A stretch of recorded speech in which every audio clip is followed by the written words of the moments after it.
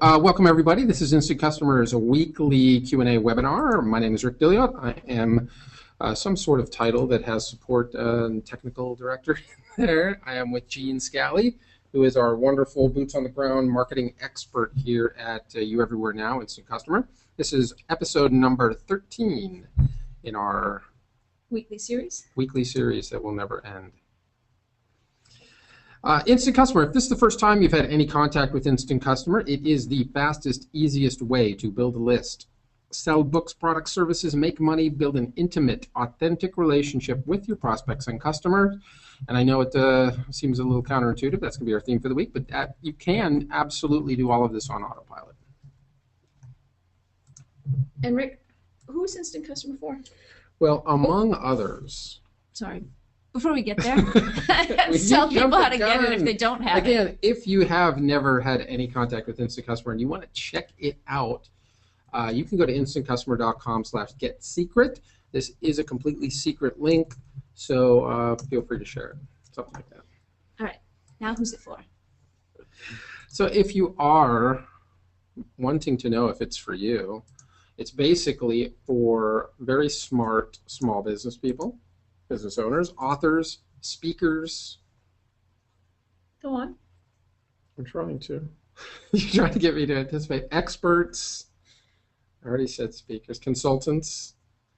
And especially, so it's actually really good for service professionals. Really, again, it's for anyone that recognizes the traditional forms of advertising and marketing really aren't as effective as they could be, and they're ridiculously expensive. What's an average newspaper ad cost for even a half or a quarter, $5,000 in a decent paper? Yeah, I think that or more. And for, you're really playing hit and miss on there. Every time that I know people that have used them, it is really hit and miss. So opening up your marketing channels, building your own list, marketing to your own list is a much, much more effective, efficient leveraging of your marketing dollar. I agree. And if you're wondering why our screen is occasionally flickering to black, that makes a lot of us. I'm wondering the same thing. We'll fix it. Don't worry about it.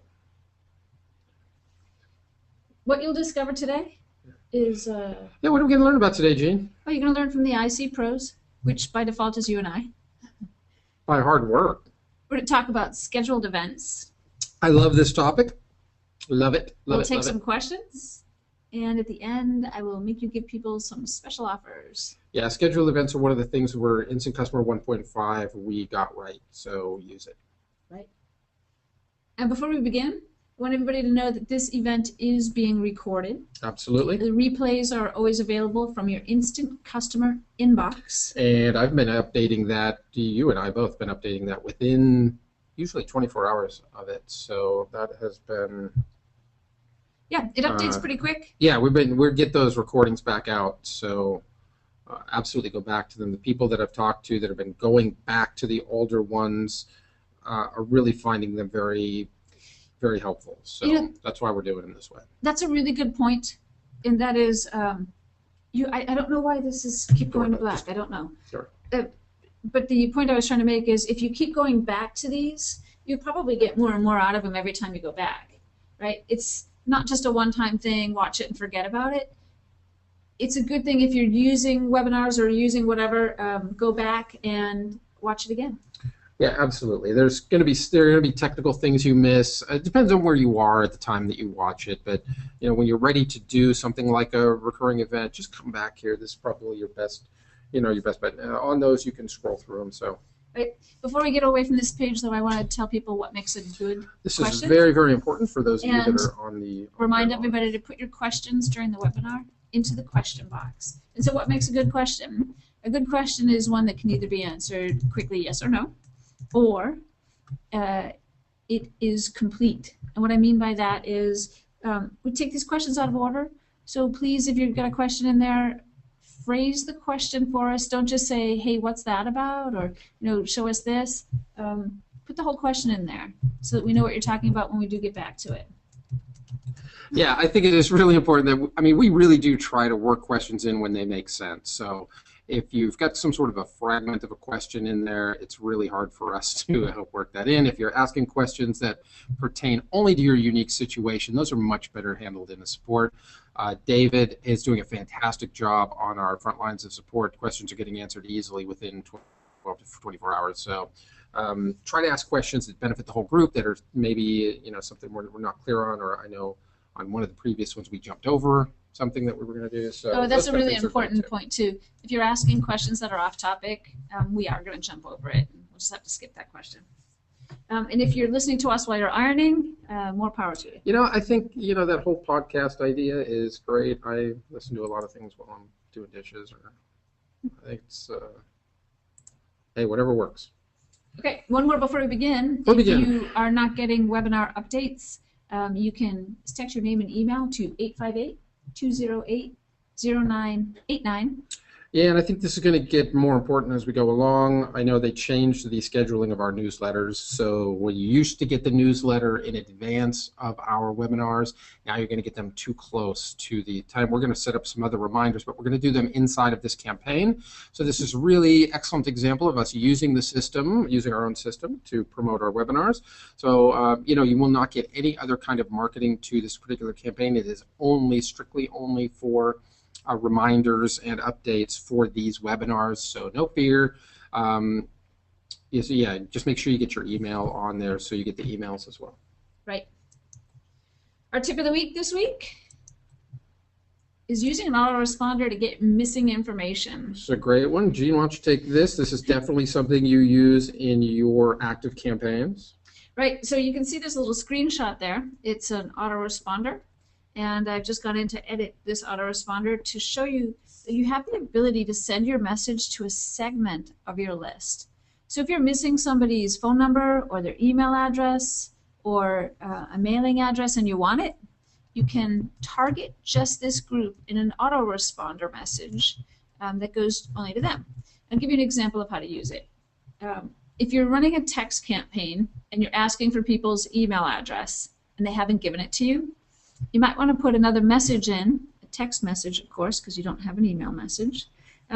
Put a text message in that goes out just to the people that don't have an email address. It says something like, hey, I didn't get your email address and I have something really important to send you. What's your email? And then make sure you fill that in and you collect that information. But you can do that with email, mailing address, or phone number. It's a great way to segment the list without having to sort through it. Yeah, there are a lot of different options on there. Definitely one of those things you should test first and get used to using. I think as your campaigns go along, continuing to update them, getting that management fee, that monthly management fee, this is part of that, and part of the way you can show value to your clients that you're continuing to keep that list active and engaged and gaining more information. It's something a lot of other systems absolutely do not have, so take advantage of it. Yeah, and if you just take a moment and plan this exact response into your campaign, you'll have more complete information. Yeah, like we were talking about doing things on autopilot that you would generally have to do manually in other systems. This is one of those places to jump on that. Yep. So moving right along. Today, we're going to talk about, before we get there, Hero of the Week. Hero of the Week. Our Hero of the Week this week, Tammy Patzer. I put Tammy up here as Hero of the Week because I haven't seen Tammy in our portal in a long time. And I know that she's a wealth of information. And suddenly, Tammy popped in again and started talking to people about how she goes about getting business. And one of the things Tammy does really well is first of all, she's an awesome speaker, and she loves to talk at various chambers and whatnot. So she's been going out and having speaking engagements where she shows QR codes and talks about how businesses can link them to a video and get response, drive contact information into a campaign. Don't type for just 1 minute. So Tammy went to an event recently, 40 people in the room. 10 people of the 40 came up to her after the event and said, I want this. She closed 5 deals in a week, and she said it's a great foot in the door strategy. So my hat's off to you, Tammy. I salute you for your efforts, and thanks for your sharing. Yeah, I think this is a fantastic example. Look, these are all Main Street businesses. These are all things that are probably within a mile of wherever you live that you can just walk in at different times and show people different tricks of the system, get your foot in the door, and start getting them some results. There's definitely plenty of money in small businesses for anything that actually gets them clients. They're looking for effective results. Yeah, I agree. And I actually use this strategy myself, that I find one of the best ways to pick up clients, and not just clients, but clients you like and want to work with, are to go to speaking events or to go to local chamber events, be an invited speaker, and just share your expertise. Yeah, and I see this typically. The people that are really the most successful are people that really do network like this, Chamber of Commerce events. I know you have a number of different networking events. Really, anywhere you can talk intelligently about this, people just don't know about it, and it's just one of those things. Once they see and hear everything it can do, and how compared to other things, how reasonably it can be priced. And I'm still talking thousands of dollars for setup, which is something a lot of our people would love to get that in their heads, that is not very much for some of these businesses. No, it's not. And if it is, they're probably not businesses you want to work with. That's the point. I mean, that you may want to help them, but they're not going to help you, so you probably don't want to work with them. Yeah, you got to get the right resources to do this, and there's plenty of businesses that have it. Yeah, I like to pick groups that contain the people I want to work with, and there's lots of different networking groups. Like, I like to network with, there's a group of San Diego professional women. I'd network with them, but I meet a lot of really dynamic, really motivated business owners who want and need my services. Yeah, and partnering too. And partnering. Partnering, yeah, referrals. Even if you don't work with them, they're going to hear somebody else that they're going to talk to some of and this that's stuff what these about. networking groups are for. You go in there, and it's Exactly. all about passing along who they know that does what. Yeah. So, yeah, be there and be part of the presentation or the solution, and you'll end up with business. Great job, Tammy. Great job. Good job. Keep it up. Okay, now on to the main event. Main event. Scheduled events. Scheduled events. We did on-demand events 2 weeks ago, I think. So this definitely is a continuation of this. Last week? I might have missed a week, Easter and all that. So a scheduled event is much like what we're on right now. This is exactly what we're on right now, is a scheduled event. So what is a scheduled event? Right? Well, a scheduled event is an event that is promoted and scheduled at a very specific date and time. Totally different than on-demand events, of course. Right, just to contrast, an on-demand event is an event that you would send somebody a link to, and as soon as they click the link, they're in. Right. And a scheduled event is something you may send a link to as well, but they Or have you're to definitely either going to for tracking. pick a day and time, or you've already picked a day and time, and clicking the link doesn't actually activate the event until that date and time. Correct. So there's this concept too of Evergreen, and I wanted to take a moment to explain that here to people. The difference. Yeah, because it's a term you're going to hear. It's a term you need to know. It's one of those terms, if you're in a networking event, that's the kind of term that is going to help get you business, just so that you know what you're talking about in this kind of industry. Right. So an Evergreen event, just so that people are comfortable with the terminology, is basically a scheduled event that just goes on forever and ever and ever. And what makes it an Evergreen event is that you don't, during the event, mention things like date and time or relate it to a specific thing on the calendar, a holiday or a news event or something. You just try to keep it on topic and generic with regard to date and time. Yeah, exactly, because what we're really talking about here is having marketing material out there that asks people to sign up for an event at a specific date and time. The event can be recorded and then replayed as if it were live. Oh, sneeze coming. God bless you. But the evergreen part of it is that whenever anybody gets into your funnel, they're still going to have to choose a date and time. So they're going to have to commit themselves mentally to being at a certain place time to give you their attention. This is the difference between that and an on-demand event. But since it is recorded and it's just played at specific times, that's what makes it evergreen. Whenever anybody gets into your funnel, they can pick a time in the future, they can schedule it, they can get reminded to it, and they can go to it really at any time. Obviously, you just want to keep your material current enough, Right. but it doesn't have to be live. Right. And you can just go to the beach and have this event play and play and play. That's exactly right. And that's really the money behind an evergreen event. If you can go and do other things while this keeps playing and going as if it were live, and you don't need to devote your time and effort or anything Right. to it. So we'll go into a little bit here why to use them, but why don't you give me who would use them?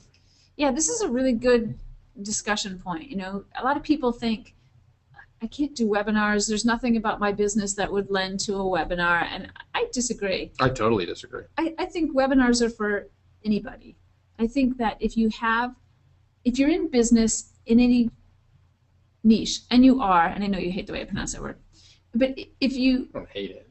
are in a specific business, you have a specific expertise. Exactly. And people want what you know. So if you set yourself up to show your expertise in a webinar, it's perfect for that. If you want to show a new product or Yeah, show a new demonstration is huge. right, training and demonstration. Yeah. Show somebody how to use it. Show somebody a new way to use it, so that you open up the market to places that maybe people weren't thinking of, or show ways that people commonly misuse it and correct that behavior. I mean, it's really for anything. Yeah, and I think it's easy if you know anything about Mike's use of Traffic Geyser. That 10 by 10 by 4, this is a perfect way to organize that with, what are questions people commonly ask you, what are questions people really should ask you, things like that. You can really set these up fairly easily to, again, show some sort of expertise if it's a service industry or, the use of a product. Service like or you said. product or whatever it might be, training, expertise, demonstrations, all perfect for this, regardless of what your industry is. I've worked with physical trainers, dance instructors, yoga people, and these are all great ways to show a little bit of the business, to get people excited about the business and wanting to know more about the business. 100%. Webinars are really, in my mind, webinars are not just for giving people content. They are for getting leads. Showing people. Well, I was just going to say the same thing. The whole point of everything of our system is moving people through your funnel Absolutely. in as many different ways as you can. So you engage, and we're going to talk about engagement again, engaging people in whatever medium suits them. Some people would just rather hear something. Some people would rather read something. Some people want to report. A lot of people, obviously, by the success of these kind of events, want to sit down and watch a video of it. They're just engaged better by the visual and the audio aspects of it. Well, and just to step outside the little box for a minute, and I'm big about not being stuck in that box. I know it. But to step outside the little box, I set up a campaign for somebody who used a webinar. They used it on demand, but still used a webinar to show the inside of some real estate that was for sale. Right. Exactly. So like I a remember virtual that, tour. Yeah, that was a cool campaign. Yeah, but you could use it this style with Cool. scheduled events instead of, or in addition to. Yeah, open houses. that's huge. I don't, in no way am I ever saying that you should be doing this instead of on-demand events. I just think there are uses for both. So let's go into why to use them. I mean, the big why here is that people just love events. Yep. People need that kind of anchor to schedule their time around. People want to look forward to something. People want to be a part of something. You could say, why do a scheduled event when you could send them an on-demand? Right. Well, why do TV stations schedule even reruns at specific times and people still look forward to them? You anchor your week around American Idol or, whatever else. But the main thing there is people are planning for it. They're mentally engaged in it. They're going to prepare for it. And when they sit down to watch it, you've got their attention. You give something on demand and they just go to it. Maybe they watch it. Maybe they're into it. Maybe they're doing something else. I And it's agree. totally different. I think a scheduled event is an easier way to get a higher commitment and a higher attendance, because you can build up a lot of hype around an event, and if it's scheduled, and if you create a sense of scarcity around it. I totally agree. That's the main thing. Yeah. That's the main thing about increasing, and the nice thing about the Evergreen here is that, and then we're going to talk about this later when it comes to messaging. Yeah, a lot of times if somebody misses the event, then you send them an on-demand link, or you send them a replay link and then an on-demand after that. You still try to keep that excitement about having an event that you're going to, and then if they don't hit it, then eventually you figure at that point it doesn't hurt you to give them something on demand. Just get them in there. And like everything else, they're in your funnel. This is to move them along. You want some sort of buy opportunity in here. Our system allows you to pop that buy button whenever you want. It's really cool, and it's a great platform for it. Right. So I'm going to flip the screen here, and then we're going to show you how to set it up. Go. So setting it up. First, remember your objective is to capture leads. 100%. And then start with a template. We've got a couple that make it easy to do, easy to put in place. Yeah, we've got an Evergreen template I'm going to show you in a second. Yeah. Get your video, create a registration page, and then set your timing options. Are you ready to show Yeah, us I'm that? totally ready. All right, I'm going to switch this over to your keyboard.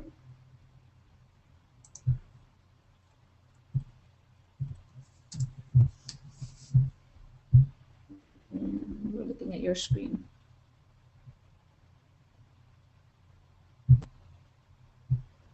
If I can just see my screen. All right. So this is based on the 21 Ways to Instant Customers, template number 11, Evergreen Sales Machine. If you're not familiar with it, well, you can go to 21and10.com and get signed up for that. But in everybody's account, really every single account level, this 21 Ways to Instant Customers template series is in your account. So you can just go there and look for or search for the Evergreen Sales Machine number 11. All I did on this was I just accepted all the defaults, got it up and running.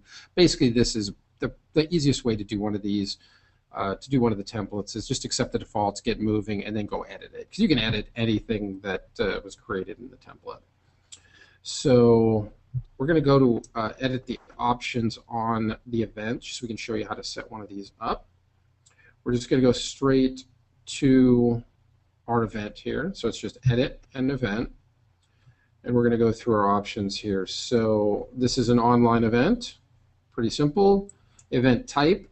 Last week or the week before we looked at on-demand events. You can also do one-time events, or you can do recurring events. This is, of course, we're doing recurring events here. Always best practice is to upload your video first. In this case, we're just going to make sure we use our inbuilt video player. That gives us all the options.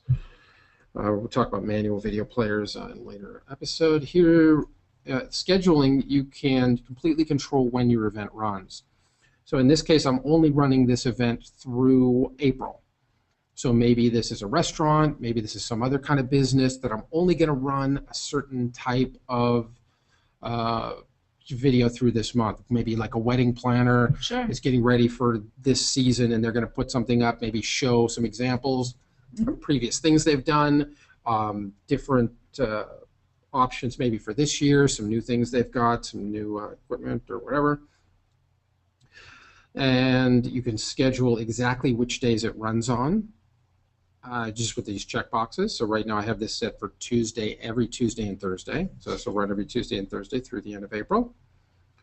Then you can add as many time options as you want. So this really just depends on how you're going to promote this. Yeah, it's all a question of marketing here. Exactly. And what I would say is, don't pick every time slot on every day. Remember, we want to create a sense of limited availability to increase people's interest. But you also need to know your audience. Because if you're trying to market this, for example, to stay-at-home moms, and you're doing it at 3 o'clock, right when the school gets out and everybody's running around to get their kids, you know what? Nobody's going to have time for it. So if you know your audience and you know when they might be around their computers most, schedule it for then. But don't schedule every single possible hour on every single possible day, or you're just going to get overwhelmed with selection and they're not going to pick anything. Totally agree. I think probably best practice is to put something in for East Coast and West Coast at least. Yep.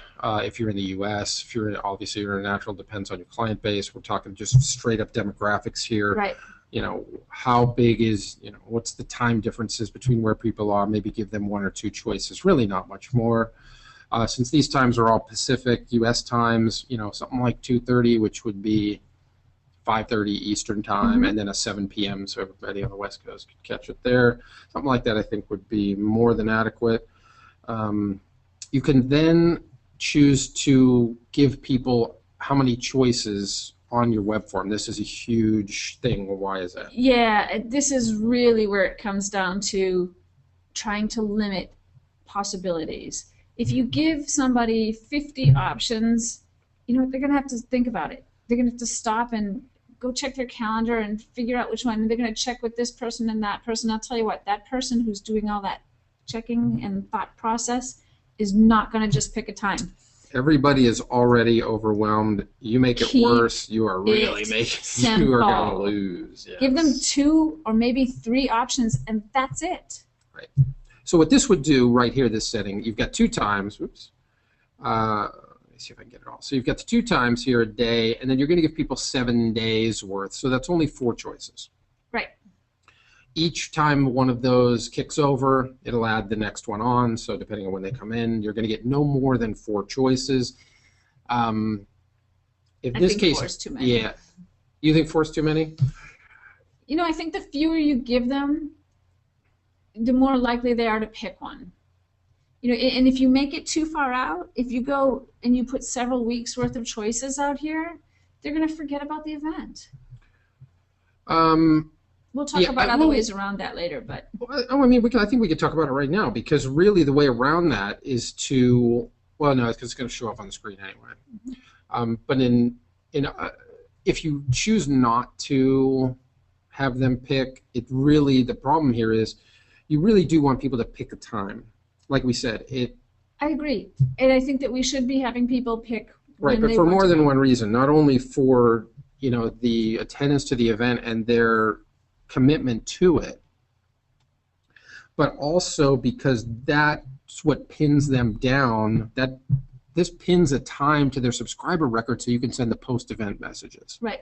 If they don't pick an actual time, if you don't have this option engaged on your lead page, then you really only have like a half-an-hour window to send them post-event messages, because the system then kicks over to the next event. It doesn't know it doesn't know what they are. Basically, if somebody chooses an event time for that person, it acts like a one-time event. Right. And for one-time events, your options on post-event messaging are whatever you want. You can send them days, weeks, months later. You can send whether or not they attended, whether or not they left early, you know, all that fun stuff. So keeping this down is actually pretty important, like you said, but getting them to choose one is also important. So you've got to find that sweet spot for your business. Absolutely agree. But I always think that it's better to have fewer options so that people can easily make a choice. Yeah, well, you want to find the right number for you. Now, the other thing you could do is, now what's going to happen to this on April 30th? Tell me. Nothing. On March 1st, or I'm sorry, on May 1st, nothing's going to happen. The event just won't run. So you've got an option down here that says automatically convert to on demand when the event is completed. This is really super cool. That means, let's say you do have some sort of some true scarcity based on a certain time period, and after that it's not as important, but you still want to run it. So if somebody wants to watch it, they could still get an idea of what you did maybe in the past. It still can give you some credibility there. So this is a really nice option if you want it. Now, a lot of times you're going to want that just to stop, but in the event that you do just want to kick it over after that to an on-demand, wow, what a great feature. Yeah, these are a great way to use to do like a promotion, and you have a promotion period in your example run for the month of May. Exactly. And let's just back it up and assume we're going with an event planner, wedding planner, or somebody, and what they're featuring is, if you sign up by the end of April for a summer wedding, we'll give you 10% discount. Yep. So you can run it for the month of April, so people can get in and see what's going on and create that scarcity. All right, that kicked over then. And then after that, it will flip over to an on-demand, and then people can still go and watch and see what's going on, but they just don't get the discount. Might not get the discount. And what's going to happen in 99 times out of 100 is they're going to watch that. They're going to call in. They're going to ask to give the discount anyway. So it depends on your client and how much of a stickler they are for something like that. But that is a really great option. Now here's where I was talking about earlier, where best practice for me always is to use your media center to upload all of your media. You can upload it directly from here, but I don't recommend. It really depends on the size of your video. In this case, this was a fairly large video that I uploaded. I would never do that from inside the campaign. There's just too many browser timeout issues that can happen. Inside of your media center is the place where you should be uploading that. And then all you have to do is come in here and choose it. So as you can see, I've already chosen this one that Mike did on 125K in 5 days. That's a really cool bonus that we give people all the time. And I know Christine was asking about this next feature, which I will show you right now, which is the chat. Now, Facebook does have a free live stream chat app. And really, all you have to do to enable this, and you can put the chat either below or to the side. I definitely recommend to the side of the video so people can keep it on the same page. But really, all you have to do is put the app ID right here. This is definitely something you need to, go into Facebook. You have to become a developer. It's not, it's not like you don't really need to know about code or anything. You just need to go in and do it. And really, all the directions are right here. Right. And I want to add that it's awesome to have chat beside any of your videos. And remember, these videos are going to be running presumably when nobody's attending them. So if you're doing a live chat with a recorded video, you had really better monitor the chat. Totally. Yeah, you don't want to have it there with nobody there, because otherwise, guess what? It goes crazy. Well, yeah, you get everybody else in there talking to each other with no moderator. That's with no ridiculous. moderator, Which is why we really do not recommend at all that you use this feature with on demand, because you would essentially have to have somebody monitoring that chat 24/7, which is ridiculous. But I'm gonna argue that point because I'm good at arguing points. Yeah, I think you can set it up with on demand. I mean, scheduled webinars, and you said it's scheduled, right? No, I said we don't with on demand, but for that's why I'm using it here. I did not use this with the on demand demo we did. I was thinking scheduled. Of course, I'm doing it here because now you know when it's going to happen. Right. You don't want it on demand webinar. You want it only on a scheduled webinar. Jeez, you were just so itching for an argument with me. No, I heard what you said, but I didn't. I know. Sorry. I got a short circuit right now. Yeah. Yeah, but in this case, when you know when it's going to be, then you can have a staff member at 2:30, at 7 o'clock. In a different time zone. It's going to be their job. It's their job to monitor the chat. Right. Now, the Facebook chat monitoring is really limited. I will give you that up front. Really, you only have the option to ban a user. That's really it. You can't just block different types of posts or one post at a time. They're either on or they're off. It's not that big a deal. The nice thing is it's not that hard to figure out, and it's totally free. I love using it. It posts messages to people's Facebook pages. Yeah, you can use it that way. You don't have to. You're not bound to that. You can uncheck the box, but you can actually use it in conjunction. That's kind of what lots of extra eyeballs. Yeah, it really does. Although some of you just really have to watch it because the post can seem out of context on the Facebook page. Yeah, but it gets people sometimes to click and see what you're doing, which is what you want. Yeah, exactly. I would just recommend using it smartly. Type something in there that says, "Thank you, everybody, for coming into the event." And maybe you could give somebody, as a moderator, as a moderator, you could put something there to get your link out or to do that. So just follow. You have to log into Facebook and follow the directions there. If you have any trouble with that, you can feel free submit a support ticket. I'll help you out with that. But definitely a really cool feature, and I'll show you that in a sec.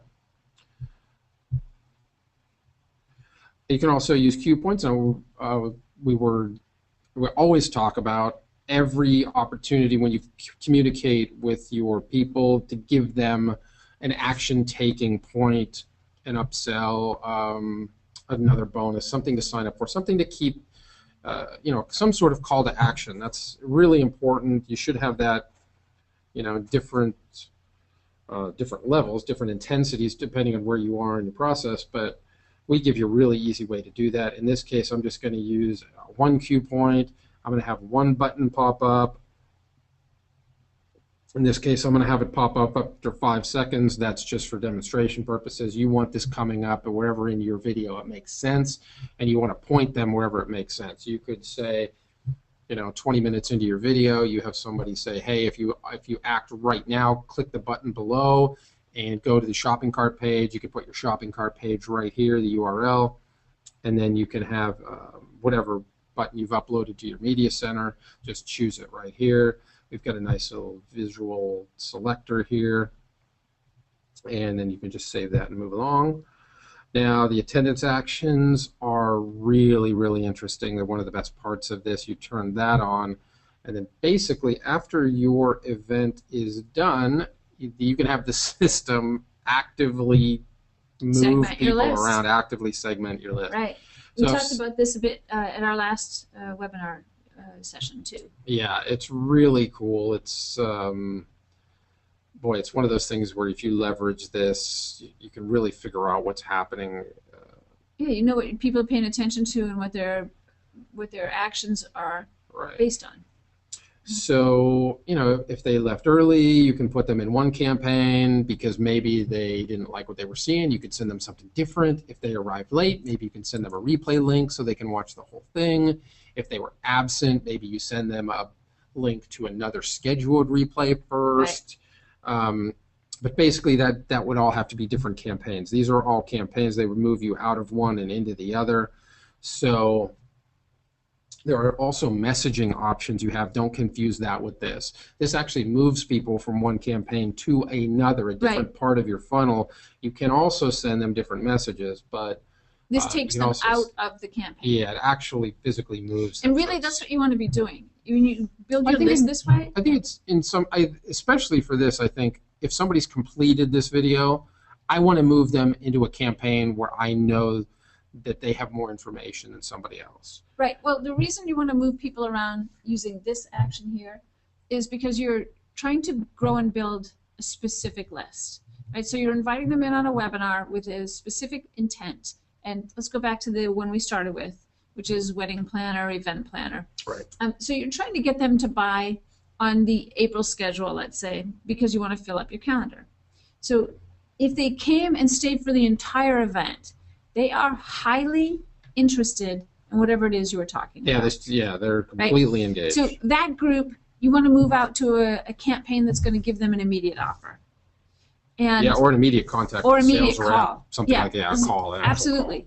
Call. Right. A text message, if you have their SMS number, anything that will get them an immediate response based on high level of interest. These are your hot leads. This leads. is exactly what you're trying to get the campaign to point out. You're trying to automate as many things as possible to point out your hot leads so you can take your valuable time and your salespeople valuable time and get to the people where you have the highest percentage chance of closing. Right. And if they didn't come in at all, maybe something happened, give them another shot. Right. Or maybe if they came late but stayed for the whole event, again, they could be highly interested. Maybe what you want to do is give them a replay and that sell offer. Right, but a lot of that messaging can be done from inside the campaign. Sure, but if you move them out into separate campaigns, right, then you know who's who and what their interest level is just by looking at the campaign. Yeah, no, I totally agree. It just depends on how much campaign work you want to do versus messaging work. But I don't disagree with that at all. I think kind of keeping that initial campaign clean is kind of a good thing, and then because then you know where all of your exactly what I would do. You know where all of your prospects stand. You're immediately. I mean, if people are getting into this webinar campaign and that's their initial entrance to the campaign, you're immediately weeding them out onto different forks where you can take them through different paths to try to get them to close, or who to waste time with and who not. I think, that was really the title of this, is who's hot and who's not. And that's exactly what you're doing here. So I think putting that extra effort into those campaigns over time is what really makes this evergreen. Well, the reason I would separate them out is because, the constant, when you're trying to market this way, you're constantly trying to compare Apple 1 with Apple 2, right? Totally. So if you take them into your campaign and immediately segment them out based on their activity during the webinar, meaning they stayed or they left early or whatever, you have a way of looking at that campaign and making changes to it and knowing what the results are.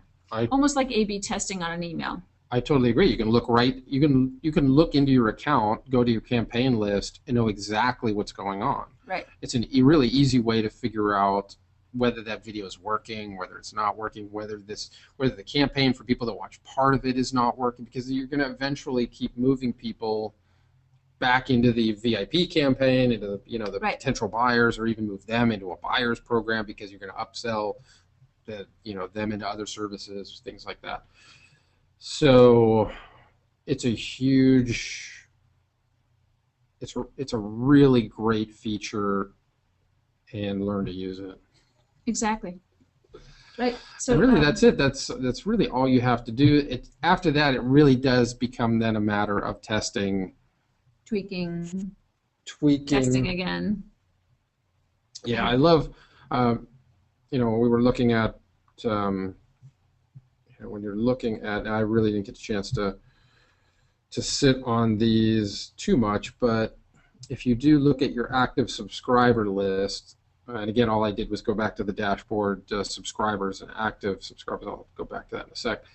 But you can change this. This is new in Instant Customer 1.5, where you can look at event attendance and see exactly what people did. So you can see that this guy left early. You can see that this guy was a no-show, that guy's a no-show. So just going back to the regular list is... it's important. Yeah, it's important to just know what's going on with your... Yeah, if you kept everybody in here, even if you didn't do those subscriber actions, you could then go in and do some broadcasts only to people that left early and things like that as well. So. Right. So that's kind of the basics of it. I'm going to... And I'm just going to show you real quick. This is after my event kicked over, and I'm going to try to run this a little bit here. Oh, look, it's already 5 seconds. Yeah, that's what I wanted. So I just wanted to show the basic layout if you did use the chat. So you saw that I had that button popping up after 5 seconds, and you can see that it didn't pop up because I paused the video. That's all you can do with some of these, is just pause them and run them. So it'll be 5 seconds from actual runtime. And then you can see that this just goes to instantcustomer.com, where I put it. This is, again, the view of having the chat to the side, and this is what the Facebook chat looks like. And you can people just log in with their Facebook account, and then they just chat away. So really simple, really clean setup. We've used this on a number of live webinars. People love it. So it's really just clean and effective there. I want to move us along because we wanted to hit some of the advanced topics, and we have a ton of questions too. Yeah, we are jamming along here. So jumping to back to me.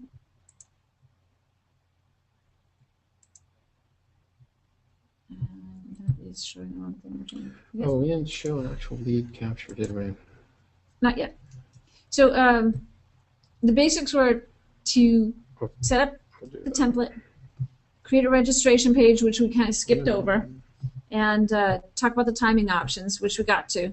I'm going to jump to our advanced topics, and then we'll take another look at that lead registration page too. We're on you, right? Yep. So some of the advanced concepts are how to maximize attendance. Now, the best way to maximize attendance is by sending out a lot of reminder emails. And what I tend to do as a minimum is, I'm sorry, I'm looking at your screen and thinking that's what everybody else is seeing. Yeah, I don't think so. Hoping. At a minimum, you want to send out an email 1 day before your event and another reminder 1 hour before your event. And I like to throw in one last reminder by text message if I have the cell number. That goes out about 10 minutes before the event. That's at a minimum. You can also do things like send out a text message reminder 15 minutes after you start in case somebody just forgot, and then invite them to join.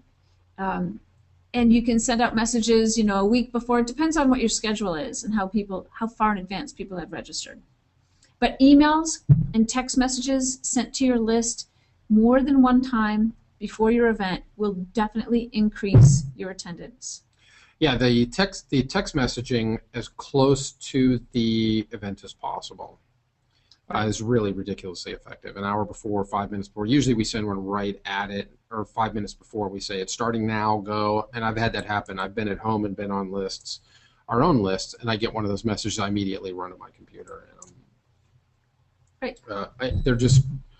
I always forget. People aren't always at their computer, so that. I just always forget because I sign up for everything. And some of the ways we do that is in advance. We say. You know, basically just give us your text number for reminders and updates. Sometimes we'll say, give us your text number to register for all drawings at the event. So always give people a good reason to give them your, to get their text number and use it like that. Right. And the other thing you can do when you're setting these up is, and we skipped over this, but you can include the ICS file, which lets people set the reminder on their Outlook calendar if that's what they're using, for example. So if they are at their computer, they'll get a message that pops up on their screen while they're there. That's another good maximizing attendance strategy. Now, the other thing that we talked about a couple times already was limiting options. If you don't give people a million choices on the lead page, you're more likely to get them to pick something and then to attend. And then my third option here, or advanced concept here, was to include a little video on your thank you page so that once somebody registers, they get a thank you page, and there's a quick little video of you just reminding them how awesome that webinar event's going to be, or maybe teasing out some of the topics but not the actual content, which gets them all excited and makes them, you know, really look forward to the event. What I'd like to do now. For sure, Mike uses that video thank yous. The video thing, and we talked about this before, where to maximize opt-ins, you're just going to ask for name and email on the reg page. Oh, yeah. Then on the second page is where you're going to try to get that phone number, and having a video there where your presenter, whoever your main draw is there, is giving reasons to put your phone number. That's really the most effective thing that I've seen. Yeah, I didn't call that out specifically. The less amount of information you collect on that first page, the higher your opt-in rate is going to be. Of course. So if you're asking for somebody's cell phone number on the first page of registration and you're making it mandatory, expect that a lot of those people are not going to register. So I'm going to switch back to you, Rick, and if you could show us a lead page. Yeah, I'm going to show, I really just moved that time, so I'm just going to show, oops, hold on here, so I can get some of this out of the way. So really all I did was change, so this is just one of your basic templates here, where we're going to talk about self-recurring events for fun and profit, because profits are fun. And it gives you some bullet points. We're going to learn these critical skills. We're going to say sign up for the webinar now. Yes, now. So here I put first name, last name, and email. And this right here is completely a function, like we were talking about, of how many different times we have and how many different days ahead that we allowed it. So in this case, I reset that time. So you can see there's 4 choices here, the 2 times today and the 2 times for Thursday. So you can choose whichever one you want there. And again, this will pin this email address to this time. So if I just go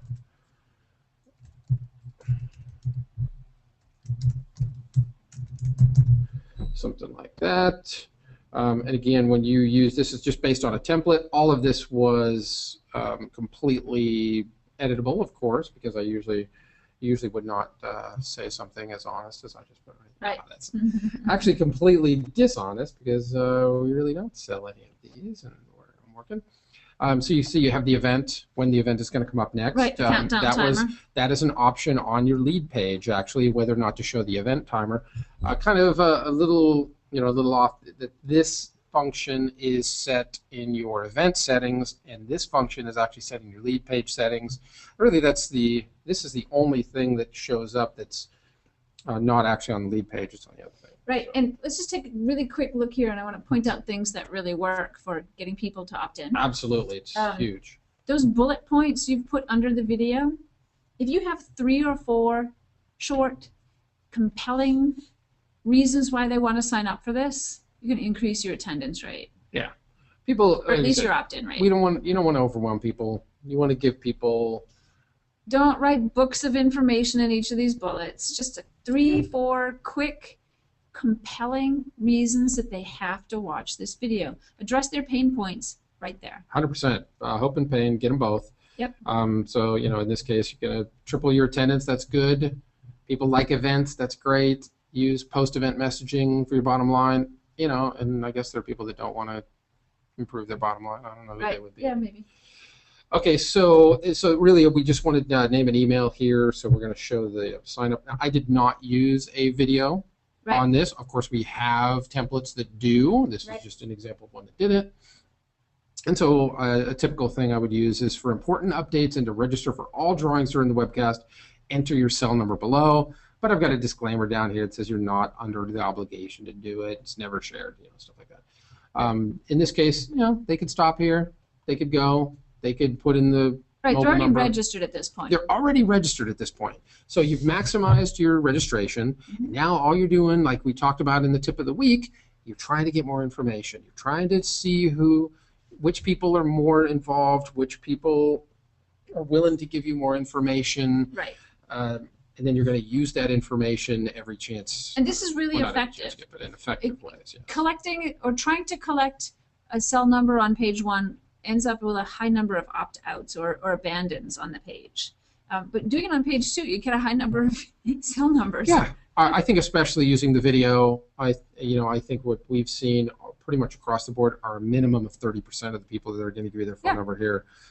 And those people are giving it actively, and they're going to get the confirmation message and stay in there. Right. So I always talk about addressing expectations. The expectation, you're going to set that up here. You're only going to get updates, and you're going to register for the drawings.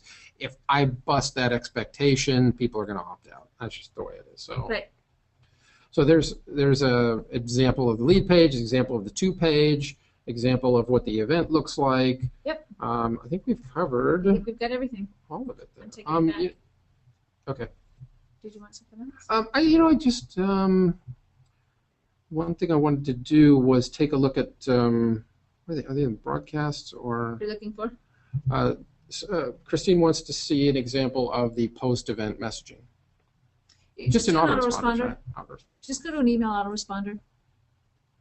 So we're just going to show really this. what I showed in our tip of the week too. Right. So yeah, this is a perfect example. So we're just going to add an autoresponder. Go to the bottom. I think we have one. Do we have? Or just take that one. Oh, so they're built into the template. That's right. That's the point of them. Okay, so let's take a look at this one right here. Here's an email that goes out 30 minutes after event ends, and it's only going out to people that were present and completed the entire event. So as opposed to moving them out of the campaign, you could always just keep them in the campaign, and you could send out something that said, "That's amazing, isn't it?" But so watch in this template here. There's 2 emails right beside each other. The first one goes out to everybody. Can you just scroll up a little bit? Yeah, I'm trying. Goes out to everybody half an hour after the event, everybody who attended. And it says, sorry, you scrolled around now, I can't find it. Yeah, well, you've got one for just about all of them here. Let me go over and try to queue them all up at the same time. There. Scroll down 2 more.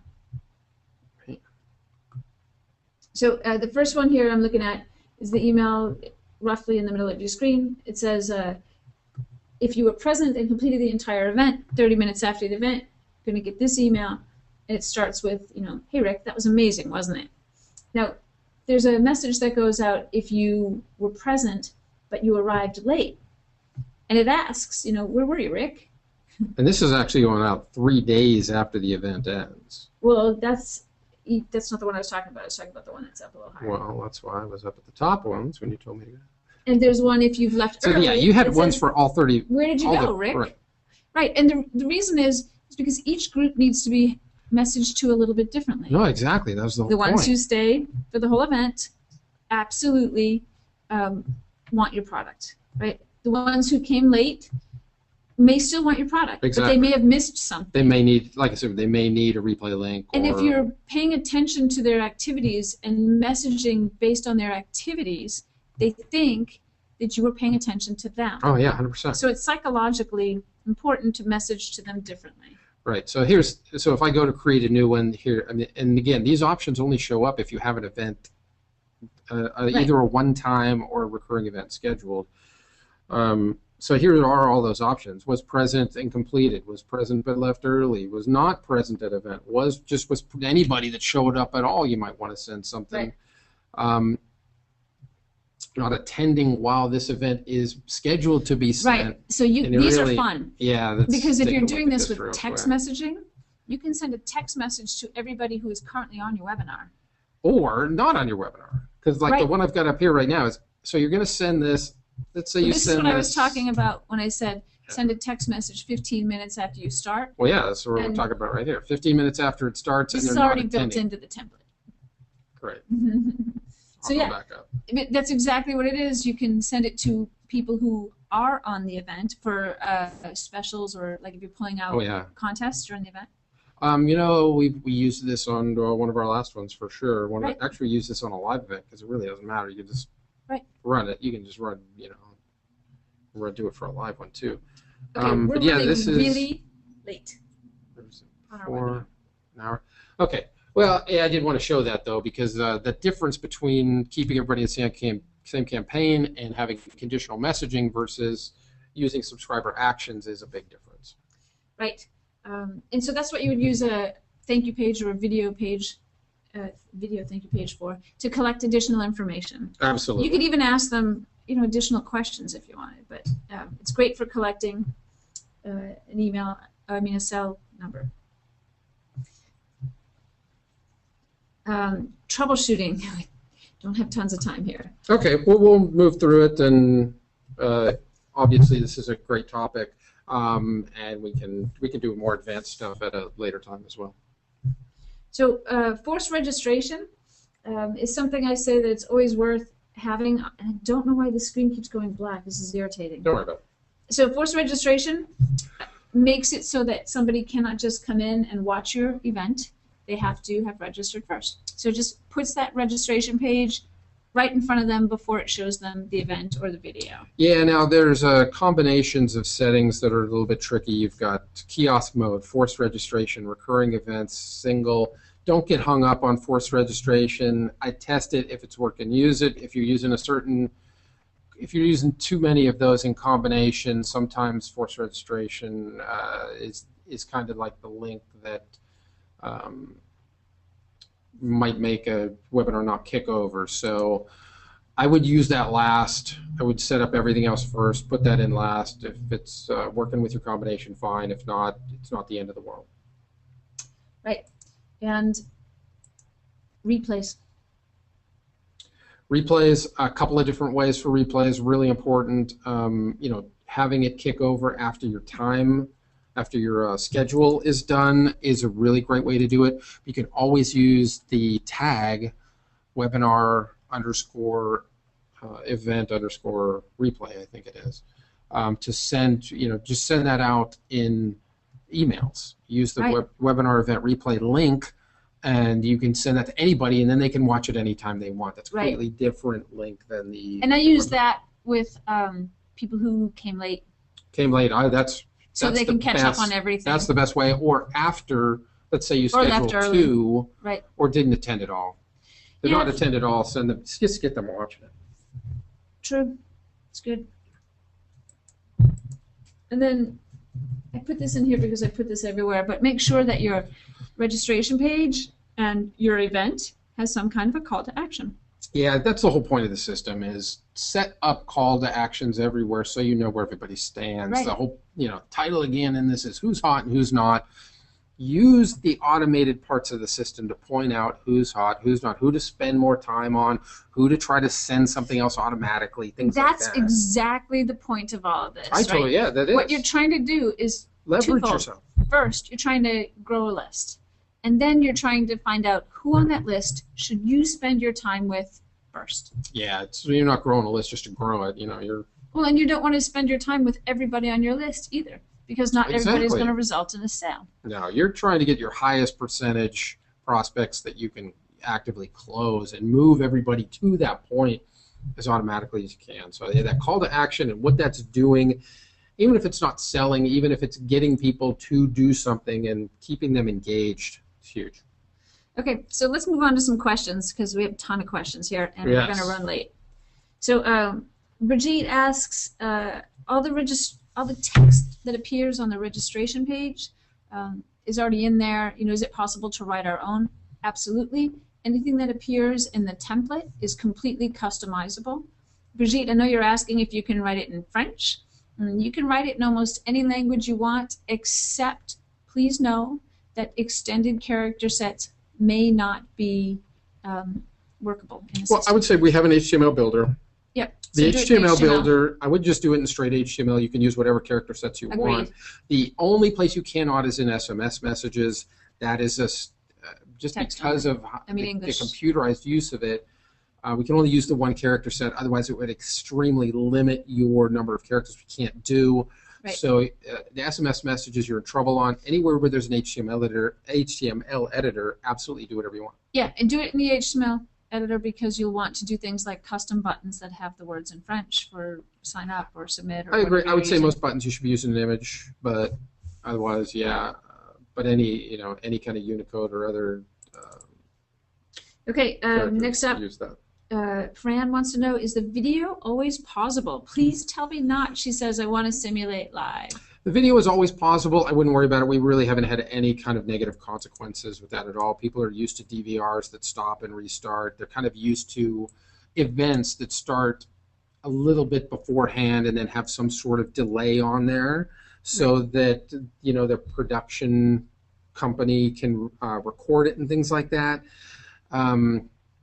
I think in general, it's one of those, it's like we talk about messaging all the time. People know they're getting an automated message, but if you write it as if it's colloquial, if it's in real time, they just respond to it better. We see that all the time. With recorded events, we see people all the time on the chat roles that are, hey, is this live? And if you're monitoring the chat roll live, that goes you a can long always just way. say, yes, it is. Yeah, or you can say, hey, there's a 15-minute delay. I don't know. Yeah, You say whatever you want to it, but adding the chat does give it an absolutely live feature. Again, there's just no way to stop that pause button, but we really haven't had any, that kind of don't fear. make it super obvious. Yeah, that kind of fear that, oh my God, they're going to know it's not live. It just doesn't. I've never seen it hurt sales. I've done sales in live room for 15 years now, and still the numbers on a webinar like this, it's done as if it were live. Your sales numbers are exactly the same. It's amazing. Right.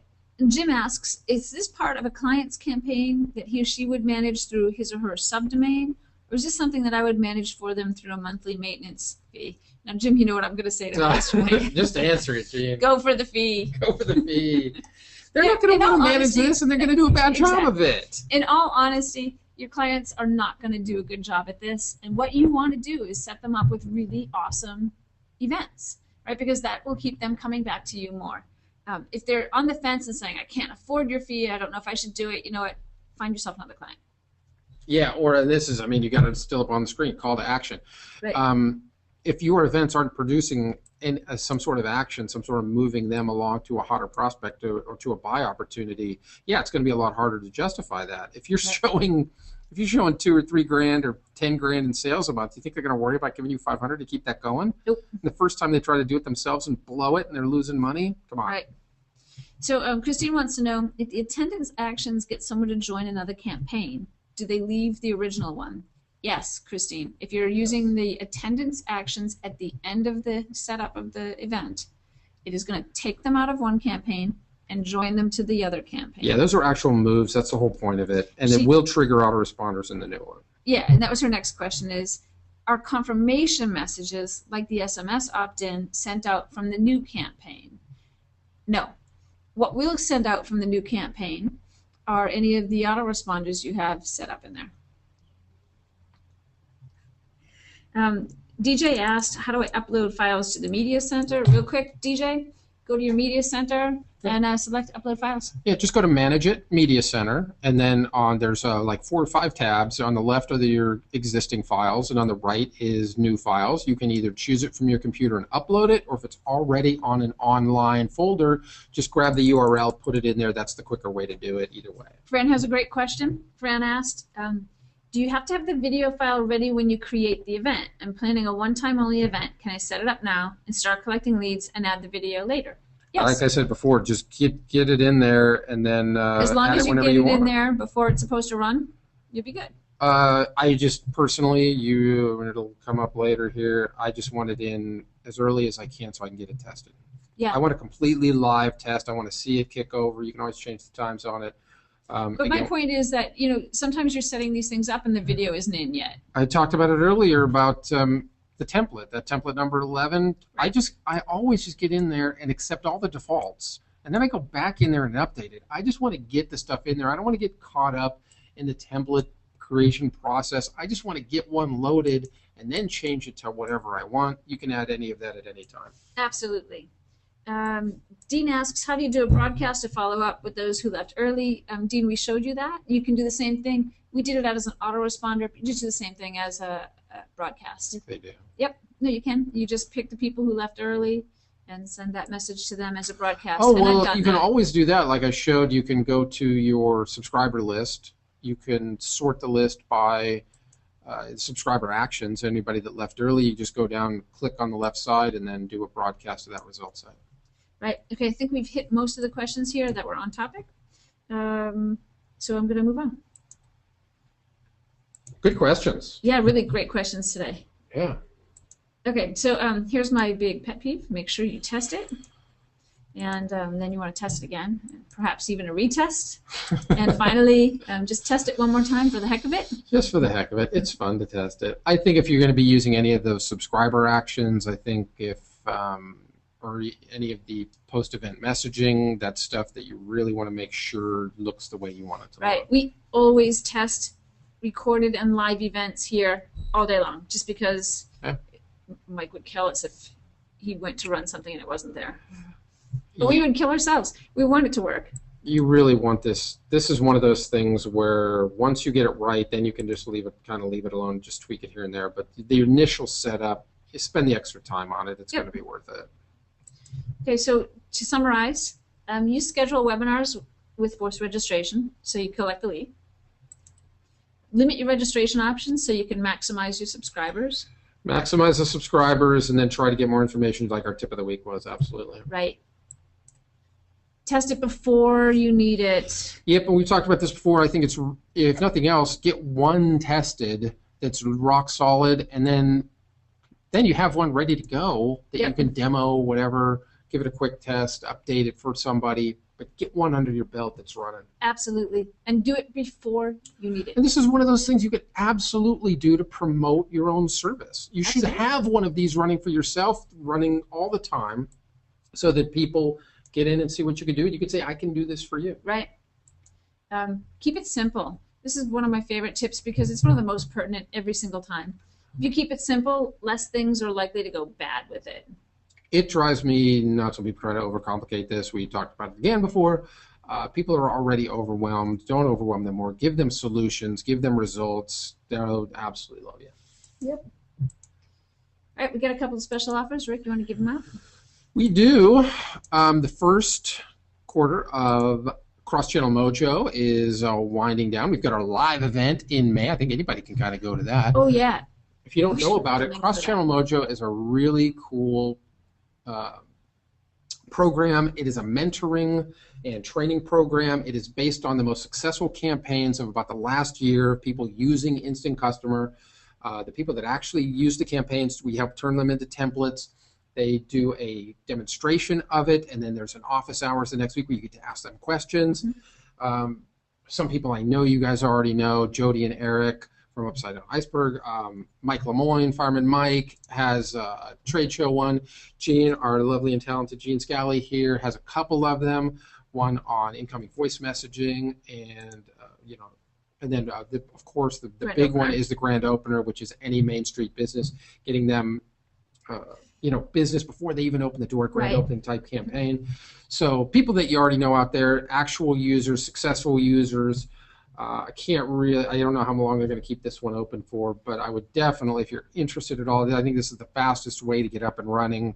There are enough different things in there. The community is amazing. People are out there supporting everybody and sharing ideas about how they're going about getting business, signing the deals. Brand new people getting results. Like Tammy that we saluted earlier. Absolutely. A couple of weeks ago, most of our heroes have been out of this program. Right. So just go to crosschannelmojo.com/web. At least check it out. Try to get into that live event. That's going to be your quickest. I was going to say, if you get into that before the live event, you get tickets to the live event. Yeah, exactly. And that live event is going to be phenomenal. There's going to be a lot of bonuses, and I know at least in my sessions, we're going to grab people from the audience. We're going to actually do things for them. Absolutely. They can walk out of that event with. Yeah, I think this is easily your fastest way to get ramped up, and you get to come to San Diego and meet us. Why wouldn't you want to do that? Right. So. As you know, Instant Customer is fantastic at capturing and following up with leads, turning prospects into clients. If you're having trouble getting people to your page, if you're having trouble getting leads in the first place, the bottom offer there, our sister company Traffic Geyser, that's exactly what they do, using video marketing, blog marketing, article marketing to drive traffic to your page. You can grab a 21-day trial of that at trafficgeyser.com/21days/web. They have a brand new website builder that's really simple, really cool. If you're looking, again, for quick, Mike says money is speed, and he's absolutely right. We give you lots of tools to get stuff up and running right away. If you don't have either Traffic Geyser or Instant Customer, you need a full solution, both getting leads and capturing them and following up with them. That middle offer for Fusion, which is Main Street Marketing Machines 2.0, is exactly what you're looking for, is an integrated version of the two. MainStreetMarketingMachines.com/web. Go there for more information there. There you go. Great. So what's going on next week? Next week, I am really looking forward to this. This is really cool. We haven't covered this too much yet, but it is a big topic.